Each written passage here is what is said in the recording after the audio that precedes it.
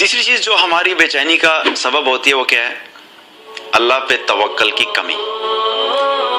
کیونکہ ہمیں اس چیز پہ ایمان رکھنا چاہیے. ہمارا ایمان، ہم کہتے تو ہیں اس چیز کے کہ ہر چیز کا مالک اللہ ہے، خالق اللہ ہے، رازق اللہ ہے، لیکن ہمارا یقین نہیں ہوتا. اور جب سچویشنز آتی ہیں اس وقت ہمارے توکل کا امتحان ہوتا ہے. جب چیزیں بالکل نارمل چل رہی ہیں اس وقت تو نہیں پتہ لگتا کہ اللہ پہ توکل کتنا ہے. لیکن جب حالات مشکل ہوتے ہیں، مال کی کمی آ گئی، جاب کے اندر مسئلہ آ گیا، جاب چلی گئی، بزنس چلا گیا، گھر چلا گیا، اولاد چلی گئی، بہت بیماری آ گئی، پھر اللہ پہ توکل کا پتہ لگتا ہے کہ انسان کا توکل اللہ پہ کتنا مضبوط ہے. اس وقت ہم چونکہ جب ہمارے توکل میں کمزوری ہوتی ہے اور یقین کی کمزوری ہوتی ہے تو ہم لوگ کیا کرتے ہیں؟ ہمارے دل بے چین ہونا شروع ہو جاتے ہیں. تو یاد رکھیے کہ ایک چیز اپنی زندگی میں پکا رکھیے، جو بھی چیز ہماری زندگی میں ہوتی ہے اللہ کے حکم کے بغیر نہیں ہو سکتی. جو آسائش، جو راحت، جو نعمت اللہ نے ہمارے لیے لکھ دی ہے وہ ہم سے پوری دنیا مل کے بھی اس نعمت کو چھین نہیں سکتی.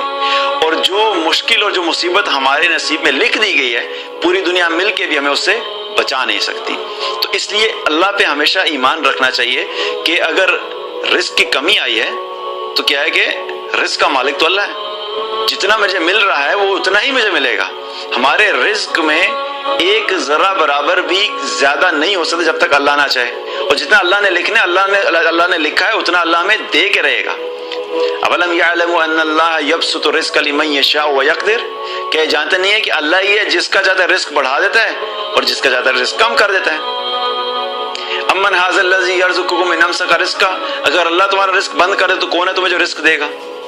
اسی طرح رزق سے اعتبار سے بھی اور جتنے بھی معاملات ہوتے ہیں وہ سب فیصلے اللہ کے ہاتھ میں ہیں. تو ہمیشہ اللہ پہ بھروسہ رکھنا ہے کہ جو بھی حالات ہیں یہ اللہ کی طرف سے ہیں اور اللہ سبحانہ تعالیٰ ہمیں ان حالات میں، اس میں اللہ کے فیصلے کے بغیر ہم ان حالات میں آ بھی نہیں سکتے تھے اور اللہ کے فیصلے اور حکم کے بغیر ہم ان حالات سے نکل بھی نہیں سکتے.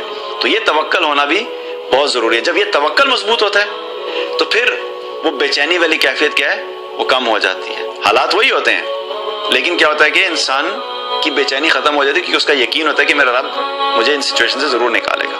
تو اس توکل کے اوپر بھی ہمیں محنت کرنے کی ضرورت ہے کہ ہم ہر وقت اپنے آپ کو یہ کہتے رہیں کہ یہ اللہ ہی کی طرف سے اور اللہ تعالیٰ اس میں سے ہمارے لیے بہتری کا معاملہ کرے گا.